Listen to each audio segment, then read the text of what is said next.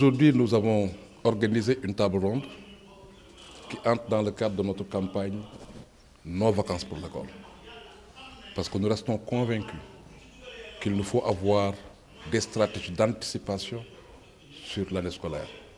Et les 3 mois de vacances doivent être une opportunité pour échanger en profondeur sur des conflits probables, mais ensuite discuter sur des questions à fort enjeu.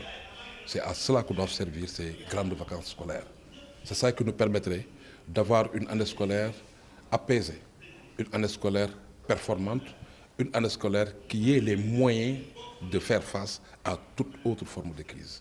Voilà le sens de cette campagne Nos vacances pour l'école. Pour aujourd'hui, nous avons organisé donc une table ronde qu'on a dénommée Regard croisé d'experts.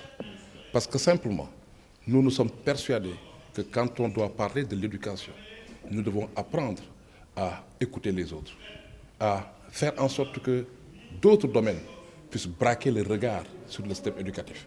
C'est ça qui nous permet de pouvoir trouver des solutions profondes. Des solutions profondes parce qu'elles vont être globales. Elles vont tenir compte des dimensions de droit, d'économie, d'environnement, de législation, etc. 10 domaines ont été invités, 12 experts sont prononcés et nous pensons que nous avons bien fait d'avoir croisé les regards autour du système éducatif. Ce qui est ressorti justement de ces échanges, c'est que, nous devons avoir un système éducatif qui devienne l'affaire de tous. Ce n'est pas seulement l'affaire des seuls acteurs directs de l'éducation, ça veut dire enseignants, élèves ou parents d'élèves, mais il faudrait que ce soit l'affaire de tous.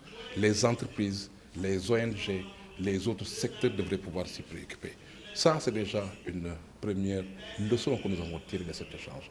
Deuxième leçon que nous avons tirée, c'est que l'éducation devrait être une source de résolution des problèmes auxquels la société est confrontée. Oui, il peut y avoir des crises économiques, crises environnementales, crises climatiques, crises sécuritaires, crises politiques, crises des valeurs. Toutes ces crises vont impacter évidemment l'école, mais toutes ces crises espèrent trouver des solutions à partir de l'école. L'école doit pouvoir travailler à construire des réponses par rapport à ça. Ça, c'est un élément qui est essentiel que nous avons retenu. Ce que nous avons retenu, c'est d'avoir un système éducatif qui soit en tout cas plus résilient, qui puisse exister et qui puisse se préserver même quand il y a des situations de crise. Ça, donc, c'est ressorti de ces gens. Ce qui est ressorti, évidemment, c'est que nous allons vers une année électorale, une année d'élection.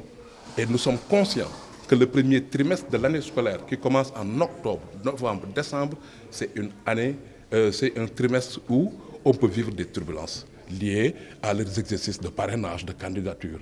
Le deuxième trimestre, janvier, février, mars, c'est le trimestre de l'élection. Ça aussi, l'histoire a montré cette relation malheureuse qui a toujours existé entre les joutes électorales et le fonctionnement normal de nos écoles.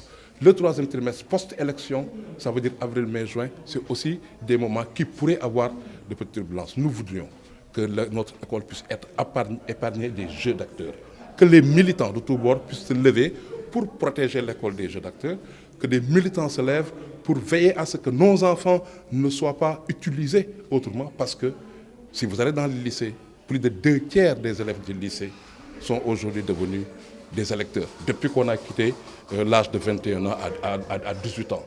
Donc de ce point de vue, ils deviennent acteurs et cibles, et par conséquent, nous devons travailler à ce qu'il y ait une citoyenneté responsable des élèves qui puissent être prêts à aller jouer leur rôle de citoyens, mais ensuite qui puissent être épargnés de tout jeteur.